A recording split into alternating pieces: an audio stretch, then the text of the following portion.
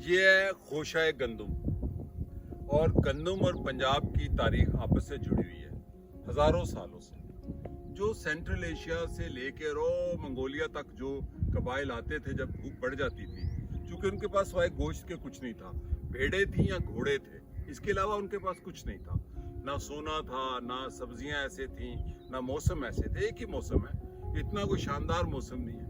ये वो पंजाब की धरती है जो गंदुम पैदा करती थी, और इसी की वजह से इसको गोल्डन स्पैरो भी कहा जाता था, सुनहरे रंग की गंदुम, जो बेबीलोन के लोगों ने काश की, और इसको फरोग तारीख में, इंसानी तहजीब में पंजाबियों ने दिया। ये वो पंजाब है जो पूरे हिंदुस्तान को पालता था। ये वो पंजाब है जो पूरे एशिया के लिए, हत्ता कि यूरोप के लिए अट्रैक्शन का सबब था।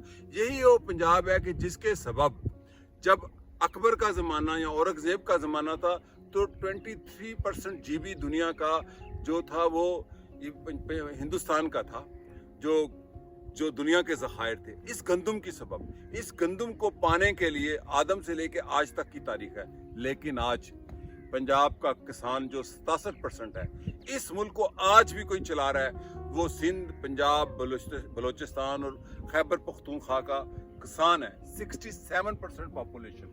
लेकिन इस खोशा गंदुम को पैदा करने वाले को कुछ नहीं मिलता, छोटे किसान क्या और बड़े किसान क्या।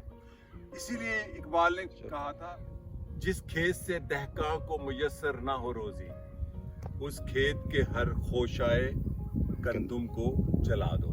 तो ये वो पंजाब है जिसके बारे में दुनिया के शायरों ने, अदीबों ने, दानिशवरों ने, मुहक्किकों ने, मौरखों ने लिखा।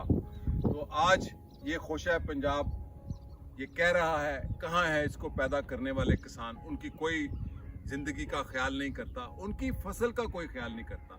ये वो पंजाब है जो गंदुम के खोशे से जुड़ा हुआ है, और ये वो खूबसूरत पंजाब है जो किसानों, दहकानों, मेहनत कशों का पंजाब है। यह है दहशतगर्दी पंजाब। शुक्रिया और खुदा हाफिज।